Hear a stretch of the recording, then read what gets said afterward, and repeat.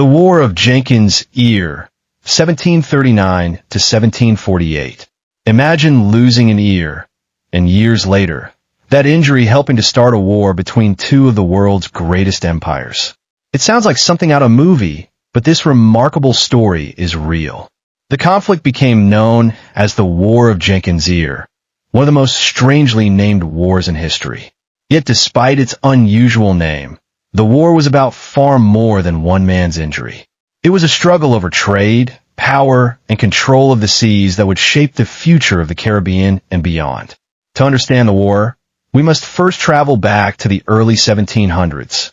At the time, Spain controlled a vast empire stretching across Central and South America, Mexico, and many Caribbean islands. These colonies were incredibly wealthy, producing silver, gold, sugar, tobacco, and other valuable goods. Meanwhile, Britain was rapidly expanding its own global trade network. British merchants wanted greater access to Spanish markets in the Americas. However, Spain strictly limited foreign trade with its colonies. British merchants often ignored these restrictions and turned to smuggling, secretly transporting goods into Spanish territories for huge profits. To stop illegal trade, Spain authorized armed Coast Guard vessels, known as guardacostas, to patrol the Caribbean. They regularly searched British ships suspected of smuggling. These inspections often ended in violence, creating growing resentment between the two nations. One of these encounters would become famous around the world.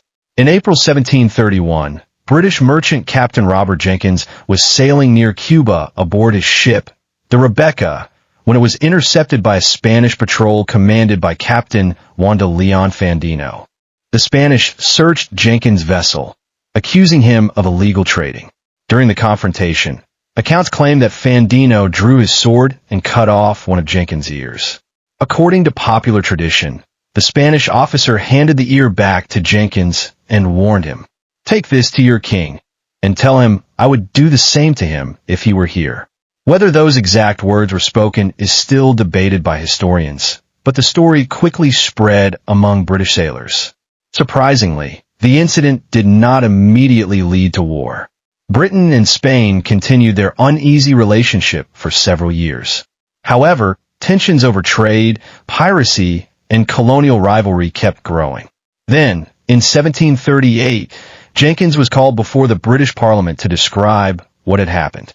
According to popular legend, he dramatically produced his preserved ear before the members of Parliament.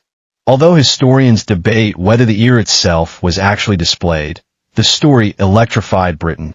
Newspapers portrayed Spain as cruel and aggressive. Politicians demanded revenge. Merchants argued that British trade was under constant attack, while ordinary citizens believed their nation's honor had been insulted. Public pressure mounted. Finally, on October 23, 1739, Britain officially declared war on Spain. The conflict began with optimism. Britain's powerful Royal Navy launched attacks across the Caribbean, hoping to cripple Spain's colonial empire. One of Britain's first major victories came at Portobello, a heavily fortified Spanish port in present-day Panama. British Admiral Edward Vernon captured the town with only a small squadron of ships.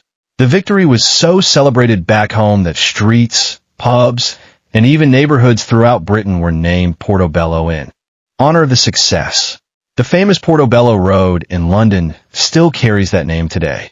Encouraged by this easy victory, Britain believed Spain's American empire was vulnerable. But the greatest test was still ahead. In 1741, Britain assembled one of the largest military expeditions of the 18th century. Nearly 200 ships carrying around 27,000 sailors and soldiers sailed across the Atlantic toward the magnificent Spanish fortress city of Cartagena de Indias, located in present-day Colombia. The British believed that capturing Cartagena would give them control over Spain's trade routes and effectively break Spanish dominance in the Caribbean. Standing against this enormous invasion was an extraordinary commander. Spanish Admiral Blas de Lezo was already a legend. During earlier wars, he had lost his left leg, one eye, and the use of one arm. Because of these injuries, he was nicknamed Half Man. Despite his disabilities, Blas de Lezo proved to be one of Spain's greatest military leaders. Knowing he could not defeat the British fleet in open combat, he relied on strategy. He strengthened the city's defenses, blocked key entrances, positioned cannons perfectly, and prepared his soldiers for a long siege. When the British assault began, fierce fighting erupted around Cartagena's forts. British warships bombarded the city while thousands of troops landed to attack from land. At first, it seemed Britain would achieve another easy victory. But nature became Spain's greatest ally. The tropical heat was unbearable. Mosquitoes spread malaria and yellow fever through the crowded British camps. Food supplies ran low. Drinking water became contaminated. More soldiers died from disease than from Spanish bullets. Meanwhile, Blas de Lezo launched carefully planned counterattacks, taking advantage of Britain's growing weakness. The decisive battle came at Fort San Felipe de Barajas. British soldiers attempted a nighttime assault, expecting a quick victory. Instead, they discovered that their scaling ladders were too short to reach the fortress walls. As they struggled in confusion, Spanish defenders opened devastating cannon and musket fire from above. The attack collapsed. After weeks of heavy losses, disease, and failed assaults, Britain abandoned the invasion and retreated. The defeat at Cartagena became one of the greatest disasters in British military history. Although the war had begun over trade disputes and Captain Jenkins' injury, it soon became entangled in a much larger European conflict known as the War of the Austrian Succession. Fighting spread across Europe, North America, the Caribbean, India, and the world's oceans. What had started as a colonial dispute evolved into a global struggle between Europe's competing empires.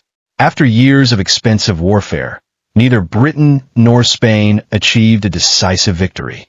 Finally, in 1748, both sides agreed to end hostilities through the Treaty of Aix-la-Chapelle.